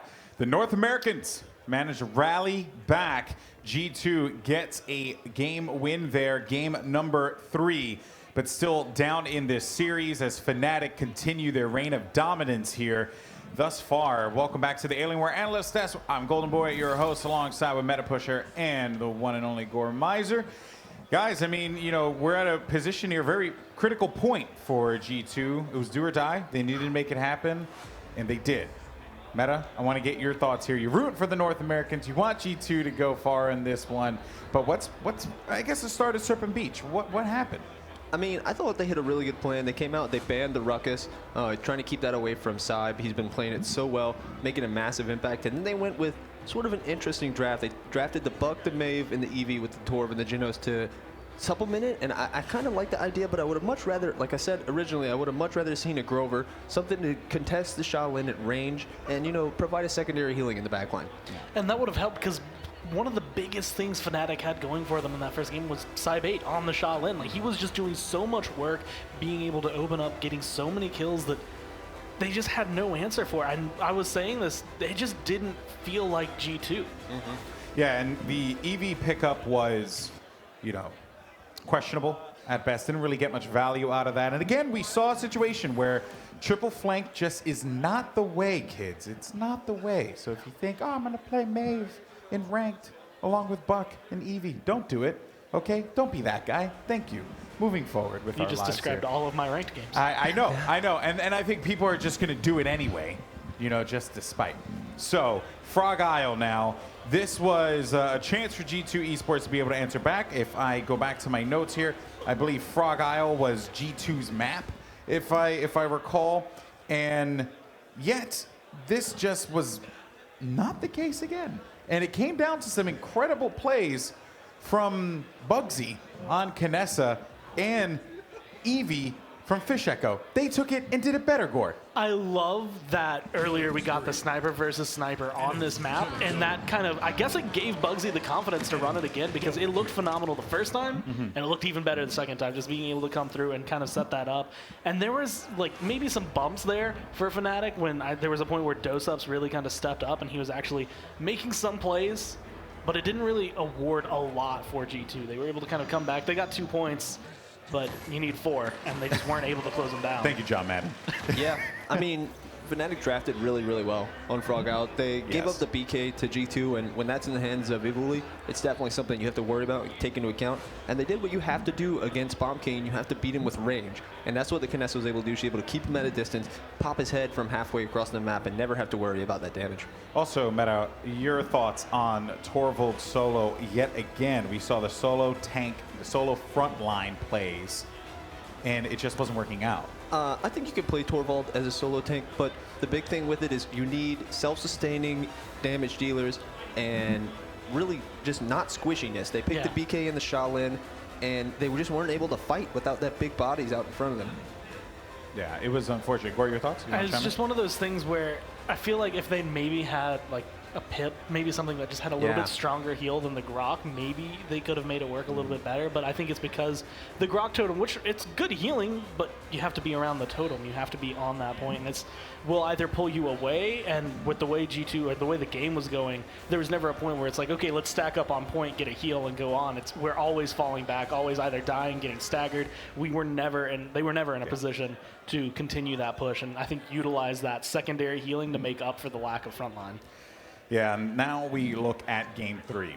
And this was, again, not looking very good for G2. We go to Brightmarsh. This was G2's pick, if I'm correct here. So Brightmarsh, their pick. Yet, it all came down to what I believe, and correct me if I'm wrong here, the Talus. The Talus pressure was unreal, Meta. Definitely. He was able to get in the back line and pick up multiple double kills. You know, really when his team needed him to pop off, Evulli stepped up to the plate. You know, this map was banned actually by FNATIC in the first set they played. And I guess we see the reason why G2 is just unstoppable. And I mean, for me, it was WarDoom's Koa. It was just lights out. We saw multiple hooks on the Drogos. Early on, they were really like struggling to follow up on those hooks. We saw it twice. He hooked the Drogos in, and the Drogos didn't die immediately. Yeah. But he was able to displace him, take bugzy out of his comfort zone.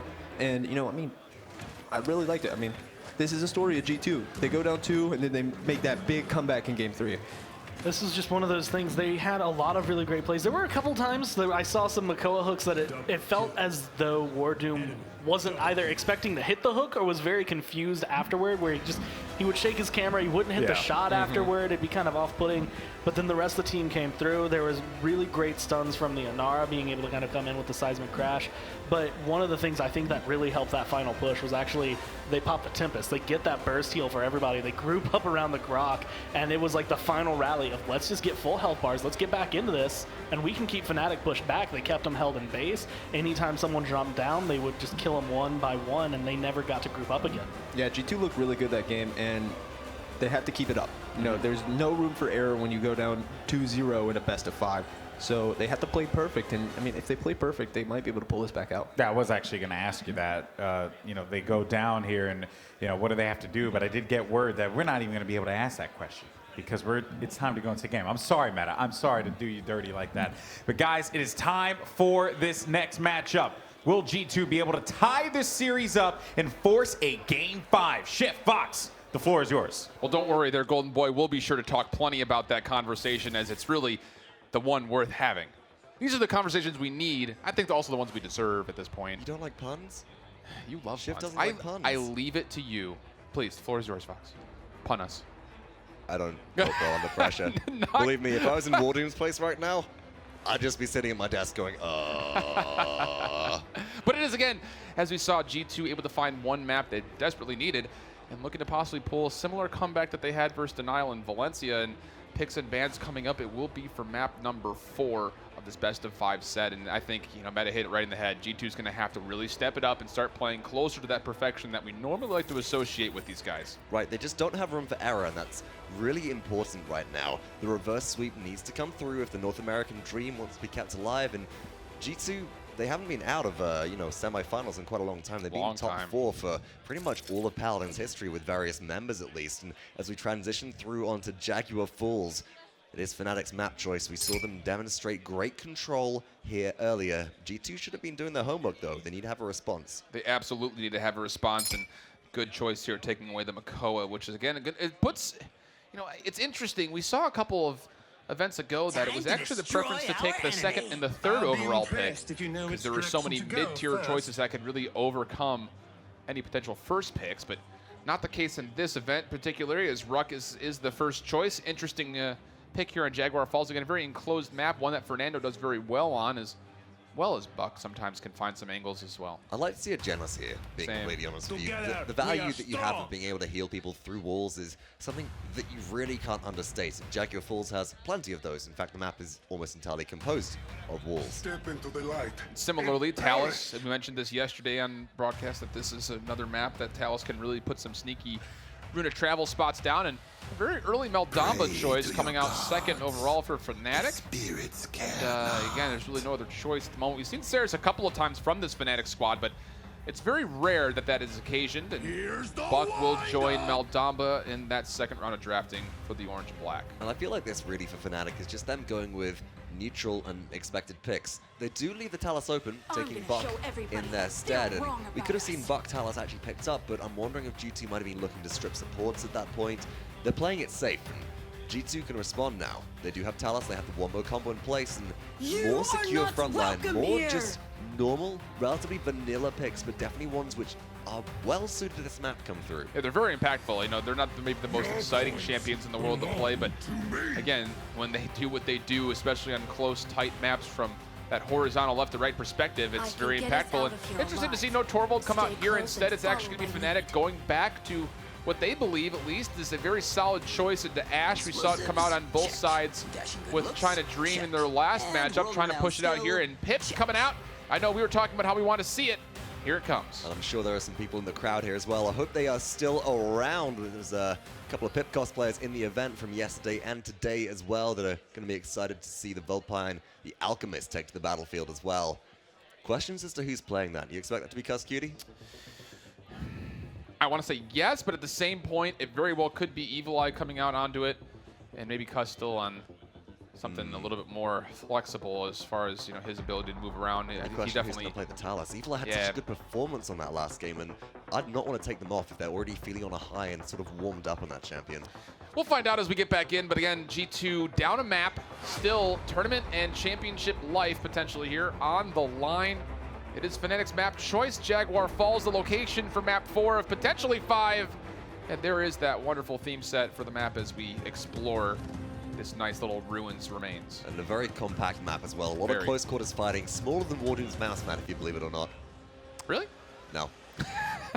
That's how far you're going to take that. That's the same size as maybe a small window on one of the maps. And looking at the legendary choices coming out so far, Battering Ram for Ashe, if I'm not mistaken there, and Catalyst Pip as well as, I like this as well, Aegis Fernando. We talked about the value of the shield previously, and FNATIC are going to have to invest into Wrecker as a result. And there's not a lot of good applicants of that Wrecker as far as you look at the roster from G2, so it's going to be a while before those shields will drop down. Nice opening salvo, ceremoniously, in fact, as Fisheko starts the round off with quite a bang, and on the left-hand side, it's going to be up to Talus trying to set things up for his own squad, and Fernando also being here to step that front line. G2 putting a lot of investment onto the Sunroom side as well as the point, as Inara was there to find 24% as they continue to transition for this first blood. Good spot healing coming out of Pip so far as well. Really, really good spot healing, which is allowing Fernando to be kept topped up to full, which is allowing also this Inara to be topped up to full. It's 60% and climbing for G2 Esports right now. FNATIC have not found any capture presence so far, and they're not even bringing G2 Esports low. And this is the problem with having an Ashe and a Ruckus, two of the lower HP pool sides of things for frontliners. But first blood, finally, a minute and nearly 40 seconds in. That's Evulli falling away. 81% is what it got to for G2, but Fisheko's throwing so much damage into that little entryway.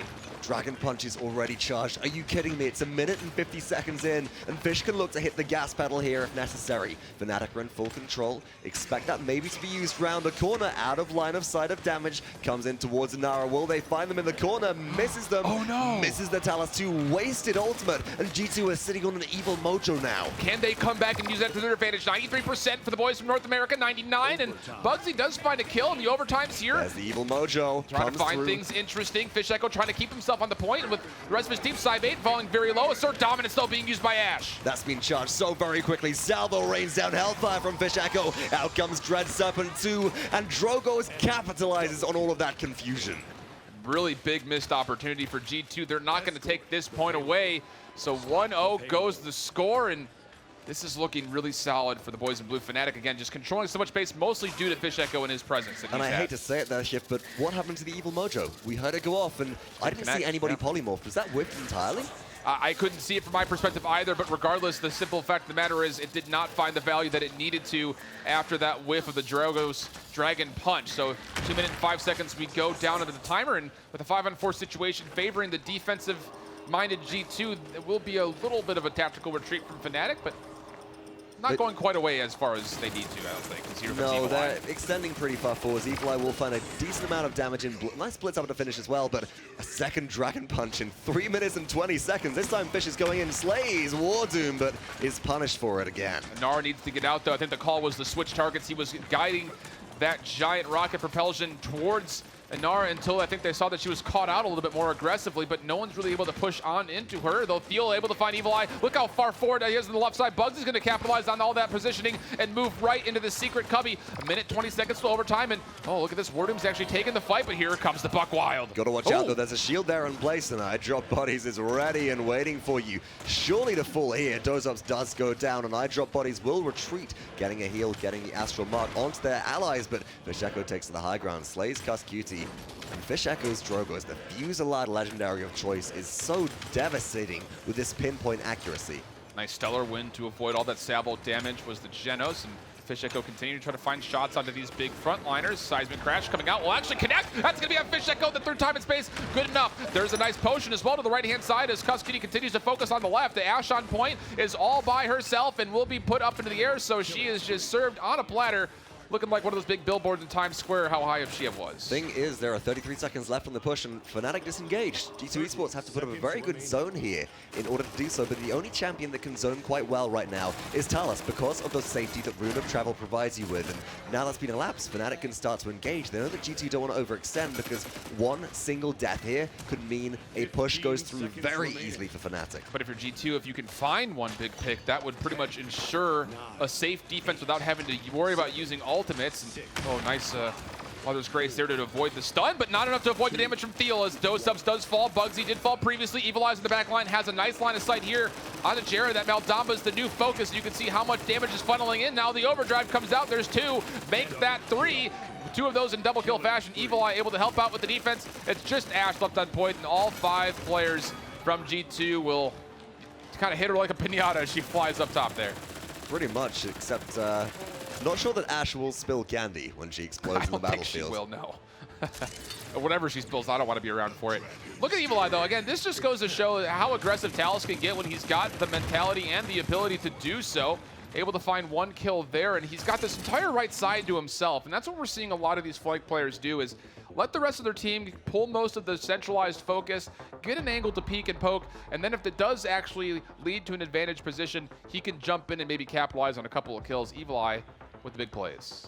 And that needs to continue as the rounds do stack up. Now, FNATIC with their neutral capture objective do get 300 extra credits in pocket, and they're going heavily into anti-heal, starting some resilience up here as well. WarDoom going for the budget build by the looks of it. Resilience featuring heavily across these teams, but not really enough to impact versus Evil Mojo right now. Cybate will still be polymorph for the majority of the time period, but Fisheko starts things off. Here comes Strogos. And looking for a target, still searching, not able to find anything, but the positioning might be good enough. He finds iDropBodies. That's just as good, in fact, probably better than using the ultimate to do the same exact effect. bugzy jumping in, finding Kusqt, a nice Dread Serpent used, and the back end of what was a true power for Evulli, so kills coming the way of FNATIC. Looking really solid, 27%, and look at those silhouettes through the wall. They're getting super aggressive, and doesupz is in a bad spot. Do they know he's here, though? I don't think they do. I think they're about to spot him there out. he is. Yeah, you can hear the fight begin. Thiel boxing out with this Inara. Impasse goes up, locking off the angle. 69% and rising on the objective from FNATIC. No capture boost in effect, but can G2 get back in time? Evil Mojo's here, but it's not effective. Evulli able to find a kill into bugzy, though. Hexafire trying to dissuade anyone from coming through, but Mother's Grace is here for Inara, trying to sustain herself through it. Will get taken down by Cybate, overtime in effect, and the rest of G2 is here to try to contest. WarDoom on the point, finding Cybate and trying to get those percentages back up in their favor, but they still need to find more kills. Dragon Punch comes through as well. It's channeled, it's ready. What's WarDoom gonna do? Fisheko looks for somebody lower health on the outside of the map and whiffs a second Dragon Punch in the same style, but it bought enough spacing for FNATIC to capture. The ultimate made the room, and that is enough. It's small moments like that. Remember that moment if FNATIC takes this map off of G2, because that very well could be the cost that led to a potential defeat, but we're not quite there yet, so let's not get ahead of ourselves. Rune of Travel being used to get Talus back into safety, back towards their team, and again, you can see that aggression that was previously there from G2. They had dominated that point fight after the point had been captured, and again, just a slight misstep, allowing FNATIC to get this 2-1 lead. Downland, the meaty rocket hits. WarDoom caught out in a lot of danger. Shield is crumbling before the wrecker that Fisheko has picked up here. 21-25 damage per shot to shield, so Fernando really having to make good use of that Aegis cooldown right now. Engaging heavily at G2. Can they find a pick on the Cybate? Oh, but ringing the bell again is Cybate as he continues to find those headshots, and nice impasse wall will dissuade anyone else from coming through, but iDropBodies is not able to get out safely. Kusqt holding onto the healing potion, not quite able to connect that one with the much-needed health pool that was at one point in time a Genos, and Cybate actually with a nice little cheeky flank as well. Finding Kusqt and the Inara caught out a little bit will convert one of the kills, and the rest of his team will push on that aggressive opening. Yeah, FNATIC are breaking through the left-hand side. I like what Evulli was doing with distraction, but the problem is FNATIC are pushing through with much too much gusto. That kind of flanking play works if you're able to catch somebody out, if you're able to get a kill. But no, FNATIC are far too far aware, and G2 Esports base is about to be broken here. The catwalk marking the easiest choke point to hold, I think, on this map. Yeah, and that's really huge to have any of this area in your control, and FNATIC is finding it on that right right-hand side. As you mentioned it, the payload now moving through that doorway to enter in. Seismic Crash trying to counter things Dragon through. Will Punch. actually not find much. Immortal also being used through time and space. Not able to connect as well, so a couple of whips there from G2. The Immortal was forced out, and FNATIC will retreat back for now, but they have a lot that they can use to come right back in and push this. Shift, I can't believe it. Dragon Punch was just used. This is 85% already. Fisheko is getting so much charge from these direct fusillade hits, and now it's ready once again. No more through time and space to just weigh that ultimate from going in. One big pick on the Kusqt, a second one actually in this engagement. 15 seconds to go. WarDoom's nowhere near the fight. This is all going wrong for G2. WarDoom is nowhere near this payload point. Fisheko's going to take him down more than likely as he's dueling this 1v1. Meanwhile, the payload is moving on the point. 3 seconds left, and Ash and bugzy are able to push this one through. And what looked to be initially a 2-1 that would have favored G2, this is spelling disaster as they go down 3-1. And it was a nice angle for G2, but Evulli didn't draw focus as Talus on the flank quite fast enough. FNATIC engaged. They have a numbers advantage on the point fight, or around the peripheral of the objective fight. Break the base easily, and then just snowball from there. And a shout out to Fisheko as well. 9-5 and 9 on Drogo's. Dragon Punch ready yet again. That's not what you want to see with no Immortal up for G2. They know that FNATIC might just Morale open up boost there this as well. Look at coming that. through and get that point off early in their favor, though there is a master routing for WarDoom, who will likely try to find a flank, I imagine, if not go straight for the objective. So as we start to see that kind of potpourri of green, yellow, red kind of coming through. The heavy the focus on animation. Resilience as well. G2 Yeah. Esports' Evil Mojo is getting less and There it less is.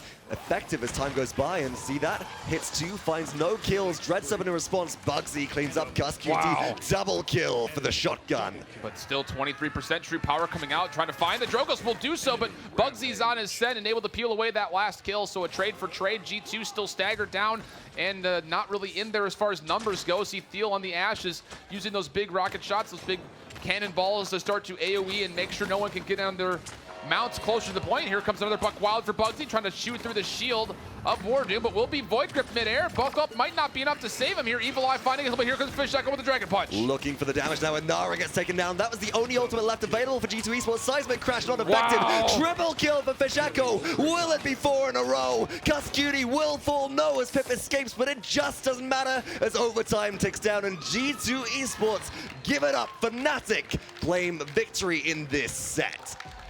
You look back to that one moment where G2's not able to stand on You're point. gonna be and smug get- about that, aren't you? I would be if I was G2. Oh, yeah. I mean, that's definitely a play that you look at and say that should have been theirs. That's those small moments that can lead to this outcome. And FNATIC, let's just talk about the resilience in them. Every single time they get sent down to the bottom, their back's up against the wall. They meet up against some tough opponents, and they are fighting through and looking like they're playing their strongest Paladins in the last couple of months. And I am incredibly impressed with all the players in the FNATIC roster.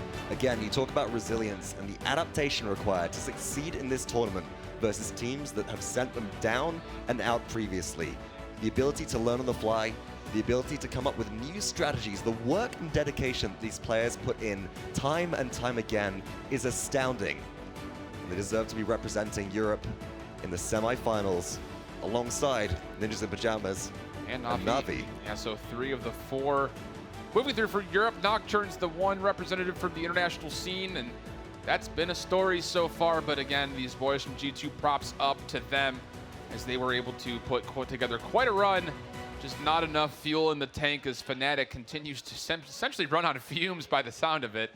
They still have one more game to play here later today, and man, he's got to again go back to the whole synergy between these older guys, these veterans on FNATIC, and these newer guys that are really getting, this is their first real chance, I think, to get a full valued, high-level competitive experience. Of course, the fall finals was their first real taste of it, but they're really indulging themselves here with who has shown up.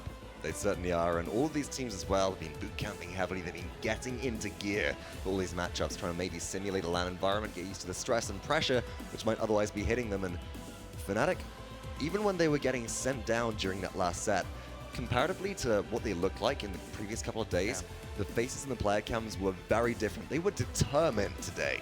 That was the word that bugzy used, was determination and drive.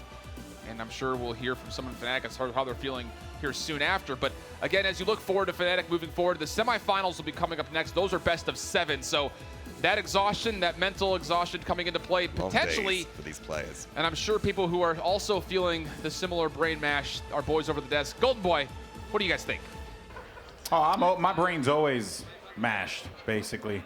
I don't know. I mean, I was born this way, so it's my own fault, I guess. But welcome back, everyone, to the Alienware Analyst desk. Golden Boy alongside with MetaPusher and Goremizer as we look to break down this final game.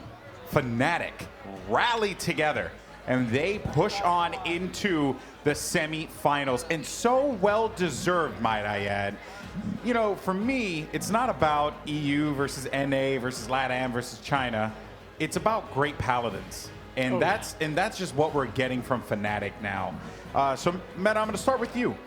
You know, what were some of the key takeaways that you had from that Jaguar Falls game? Really, the improvement in comms that I've seen from FNATIC. I like to watch the player cams a lot and see how much, you know, their mouths are moving, who's really leading the comms. And early on in that set versus China Dream earlier, they were just silence. When things were working out, nobody's mouth was moving. With G2 constantly going, you know, Sipes constantly popping off. Anytime a big play happens, he's screaming. They're getting hype, and they're on the roll. That's the big thing about the losers bracket is it sucks to be down there, but if you make it out, you have so much momentum. And you ride that energy. It's one of those things, especially after that long set against China Dream, continuing to win, especially getting 2 games up on another set that people weren't sure if you were going to be able to win. You lost to this team already, and being able to set yourself up to not only prove that you are, but a little bit better, at least this time around, and continue riding that wave. You're still on a success roll. Going into the semifinals, you're at least energetic. Now, FNATIC will face off against the winner of the other group, Group A, which will be NIP. So that's going to be the matchup that they'll have to play later on. But let's go ahead and take a look at the schedule. It doesn't get any easier, folks, for FNATIC. If you are a FNATIC fan, the journey has been rough. They started things off with Space Station Gaming coming out 2-1, and a lot of people were questioning whether or not FNATIC had what it takes to make it to the finals. They lose to G2 Esports 3-1, sent down, able to take out the SEA team Entity Gaming 3-0. Then a grueling matchup between China Dream came out on top. And then in the salty run back, FNATIC was able to get that victory, basically mimicking the scoreline from match 3 against G2 previously. 3-1, and now they find themselves in a situation where they're going to be going up against NIP. And this is, I believe, the other side of the bracket here. Might as well show that one as well. This leaves us with the result currently. Nocturnes Gaming moved on, and Ninjas in Pajamas moved on. So Nocturnes will face off against Na'Vi. Ninjas in Pajamas will face off against FNATIC. The only international team left, well, I mean, then again, if they're not from here, but, you know, EU, but the only international team is Nocturnes. I feel like Pretty big. Bees somewhere is cheering really loudly for the fact that it's 3 EU teams. Who? Bees? Oh, yeah. Oh, he's cheering. He's going to rub it in my face All the later way for to the sure. bar. All the way to the bar with Bees. Yeah. Last I saw him, actually, that's what he told me he was going to do. So, you know, he's celebrating. I mean, listen, I'm super excited for this EU matchup. I mean, NIP and FNATIC, the 1 and 2 seeds in the regular season of the PPL. There's so much story behind these 2 teams. You have the roster swaps where Thiel he left NIP and joined FNATIC, and then Sheepa and Perdo leaving that District 69 roster to join NIP. There's so much history, so much, you know, there's you can't really call it bad blood because they're all good friends. It's a friendly rivalry. Yes, definitely friendly, but a lot of rivalry. I like that. It's just so exciting. Like the last 4 teams, we get to see them all play. Now, I'm just excited because this continuation, it's still going to be incredibly strong games, and we've seen amazing teams so far, and we just get to see now the top 4 out of everything that has culminated. That's right, and I cannot wait. The match coming up next as we go into best of 7 territory. It's going to be Na'Vi facing off against Nocturnes Gaming, the Cinderella story here at the Paladins World Championship. But before we get to that, we actually have Rain Day over at the stage with an interview with a member of FNATIC. Well, we have Gerrah here. Gerrah, as we've called him for years, but then I found out he was making his name based off one of my favorite soccer players, Steven Gerrard. How does it feel after that big win? Just, you could take a breath, you're moving on. Yeah, we have like a break now. Feels good to win 2 sets in a row after each shot is kind of rough, but we managed to pull it out. Now, I gotta ask, that last point, there was a moment where G2 Esports looked like they wiped you guys. Fisheko missed that Dragon Punch, and then all of a sudden you come away with the objective. Was that you who actually stood on that point? Yeah, I was like kind of greedy by standing on it, but I was like, fuck it, we die now anyway, so I kept it or I die, so go for it. And that ended up being the push that you guys would end up taking and allowing you to do what you did, which is move on to the next round. There's so much history coming up in the next game. NIP, FNATIC, basically 8 of you were here a year before on different teams, separated. Some former teammates you'll be going up against. How do you feel about that? We're facing 2 of my Finnish 2 brothers, Sheep and Perdo, so it's going to be a good game for sure. We're going to do everything we can to win it. Now, it's a best of 7, and so that'll be coming up next. The next set, though, I'd like you to comment on. Everyone's been watching kind of the dark horse here in this race, Latin America's Nocturnes Gaming. You said something very interesting about them being the hopes for really America now, since North America has been knocked out. Yeah, Latin America is just the hope of America, so I hope they do great. Sucks to be North America for them. Do you see them kind of stepping it up even beyond your expectations for that region? I mean, they did everything what they could. I hope they can make it to the final, but I just hope there's going to be a good game between them and Avi. Well, good luck. I just want to get your final thoughts. What do you think is going to go down in this last game versus NIP? You think you guys got this one? If we play well, we adjust, we got them, yeah. Awesome. Well, that's Gerrah from FNATIC. Congratulations, brother. I know you were throwing up a little earlier, so I'm not going to full handshake that one. Meanwhile, we've got Nick Hi-Rez here over at the Paladins Strike booth. Nick, what's going on over there?